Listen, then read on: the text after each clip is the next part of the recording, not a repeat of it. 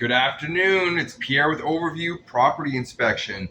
These videos have been a long time coming, but let me show you guys some of the things that we are finding to be acceptable in new construction. So I find myself doing an 8-plex today. It's 4 townhouses with basement suites. Though these are usually things that people get excited to see, especially realtors when they go out and look at properties for any work that's been completed. All right, so here we have an acceptable sticker by the city of Edmonton, and I'm throwing you under the bus. See that? It says final building approved. You're good to go. Let's show you guys a few concerns I got. First and foremost, when we have a basement suite, we have to have a fire barrier in between the units. Let's start looking at some of the holes that we got in this mechanical room. Nice gigantic hole on that wall. How about that one? That's the demising wall as well. Nice holes around the ductwork. The one that was actually mind-boggling that made me decide to do this video is this is underneath the stairs of the landing, and that is the demising wall between the units. And actually, I can actually go through the unit where these holes are. And the city has passed this. Now let's look at the placement of this clean out. This is underneath a landing. Should servicing ever be required for the sewer line, how are you actually going to be able to camera or even send an auger in the future in that location? Let's talk about a few other concerns. Here we have some spray foam. Spray foam is very toxic should it ever become ignited. It'll put fumes out in the air and it could put you on your butt, okay? So code requires you to have a separation. It has to be contained with 1/2-inch drywall, rock solid insulation, or thermal barrier paint. And this or these rim joists has no such thing. Let's talk about the heating system. Now, I love the fact that this basement is equipped with hydronic heating, okay? So essentially the way hydronic heating is, there's gonna be pipes that are coiled in the ground, which radiate heat, which will heat up the slab, and naturally the thermal mass of that is fantastic.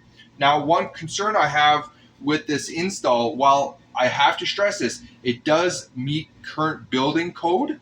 However, what I don't like about it is you've got a Bradford White hot water heater, which is providing the hot water to the hydronic system. Now, this type of system is an open loop system. What that means is the pipes that are going on the side are directly connected to the underground hydronic system.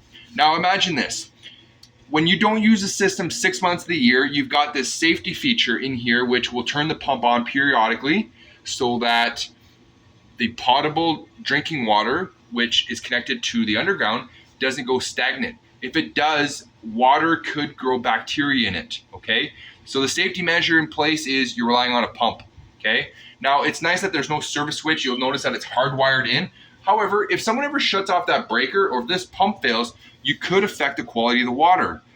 This system was installed decades ago. It's no longer the best practice. Best practice would be having a closed loop system, which you wouldn't even have the 2 water sources touching one another, okay?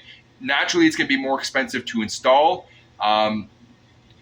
because you're gonna need an expansion tank, you'll need a water reservoir, or unless you're connected to the potable system. But if you are, there's at least a check valve which will only allow the water to go in one direction, okay?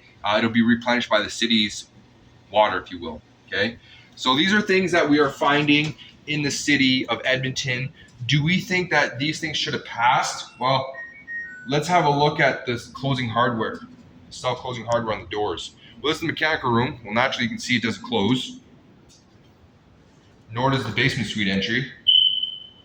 Smoke alarm batteries are dying, as you guys can hear, but it's amazing to me that these are the things that we're building and these are the things that are passing, and you're the one holding the bag. Well, for those of you that often forgo inspections on new builds, I hope that this will open your minds up and your perspective on having an inspection done, even on new builds, whether it's us or someone else. It's a few things for you guys to be mindful about. And let me tell you, there's a few other things that are coming up in this inspection. Hopefully you guys have a good day. Talk to you guys soon. Pierre with Overview.